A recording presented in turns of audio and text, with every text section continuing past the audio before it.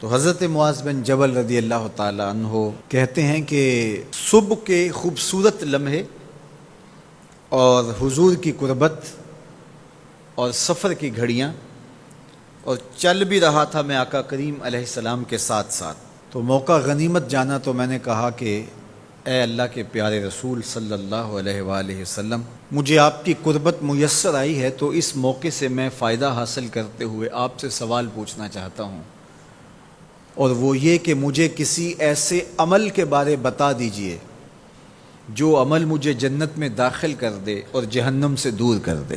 تو حضور علیہ السلام نے اس سوال پر ان کی تحسین فرمائی، فرمایا تو نے بہت بڑا سوال کیا ہے، اس کا جو جواب ہے کہ جنت نصیب ہو اور مجھے جہنم سے نجات ملے تو یہ اتنا آسان کام نہیں ہے، یہ بڑا مشکل کام ہے، لیکن جس پر اللہ آسان کر دے اس کے لیے مشکل نہیں ہے۔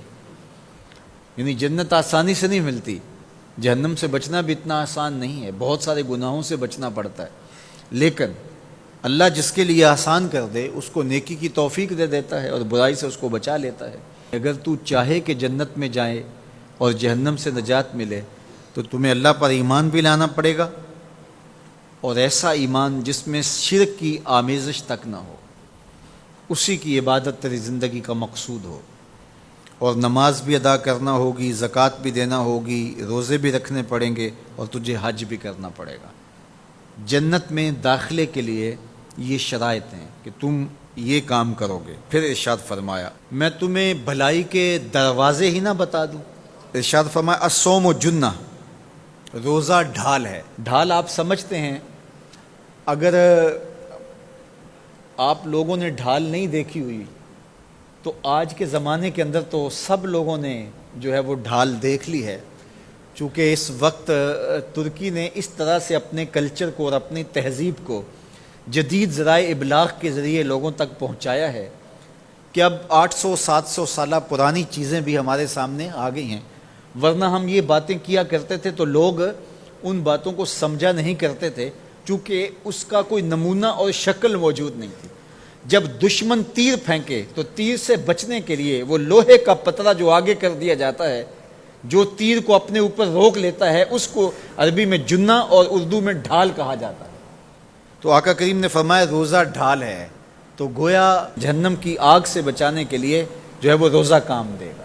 وَالصَّدْقَةُ تُطْفِئُ الْخَطِیَّةُ، یہ گناہوں کو مٹا ڈالتا ہے، جس طرح کہ آگ کو پانی بجھا ڈالتا ہے، تو اس طرح جب صدقہ دیا جاتا ہے تو جو گناہ ہوتے ہیں وہ ایسے مٹتے ہیں کہ لگتا ہے یہاں گناہ تھے ہی نہیں۔ آگے ارشاد فرمایا رات کے پیٹ میں نماز ادا کرنا، یعنی تہجد کی نماز ادا کرنا۔ پھر حضور علیہ الصلوۃ والسلام نے یہ آیت پڑھی تتجافی جنوبہم عن المضاجع، ان کی کروٹیں بستروں سے الگ رہتی ہیں، خوف اور طمع میں وہ اللہ کو پکارتے ہیں اور وہ رات کو جاگتے ہیں، ان کی کروٹیں بستروں سے الگ رہتی ہیں، حتی بلغ یعملون، یہ آیت پڑھتے ہوئے آخر تک حضور نے تلاوت فرمائی۔ تو فرمایا جس طرح صدقہ آگ کو بجھا دیتا ہے، اس طرح پچھلے پہر کی نماز، تہجد کے سجدے بھی اللہ جل شانہ کے غصے کو ختم کر دیتے ہیں اور جہنم کی آگ کو مٹا ڈالتے ہیں۔ پھر حضور نے ارشاد فرمایا کہ میں تمام امور کی جڑ نہ بتا دوں کیا ہے، جتنے بھی معاملے ہیں اس کی جڑ ہی نہ بتا دوں۔